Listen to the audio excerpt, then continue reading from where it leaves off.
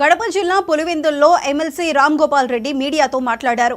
ఏమాత్రం మానవత్వం లేని వ్యక్తి మాజీ సీఎం జగన్ అంటూ మండిపడ్డారు. పల్నాడు జిల్లా పర్యటన సందర్భంగా సింగయ్య చనిపోతే జగన్ స్పందించకపోవటాన్ని రామ్ గోపాల్ రెడ్డి తప్పుబట్టారు.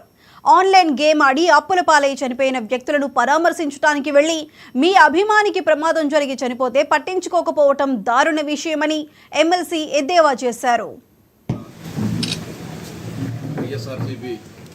అధ్యక్షులు మన నియోజకవర్గ శాసనసభ్యుడైన జగన్మోహన్ రెడ్డి గారు గత వారం పల్నాడు జిల్లాలోని సత్తెనపల్లి నియోజకవర్గంలో తన పార్టీకి సంబంధించిన ఒక కార్యకర్త ఆయన 2024 జరిగిన ఎన్నికల్లో జగన్మోహన్ రెడ్డి గారు మళ్ళీ ముఖ్యమంత్రి అవుతారు, వైఎస్ఆర్సీపీ రాష్ట్రంలో మళ్ళీ అధికారంలోకి వస్తుందని చెప్పి కోట్లాది రూపాయలు బెట్టింగులు పెట్టి ఆ బెట్టింగ్లో నష్టం వచ్చిన తర్వాత ఆ అప్పులు కట్టలేక వాటిని ఎగ్గొట్టాలని చెప్పి ఆత్మహత్య చేసుకున్న వ్యక్తిని పరామర్శించడానికి ఆ గ్రామానికి వెళ్ళడం జరిగింది.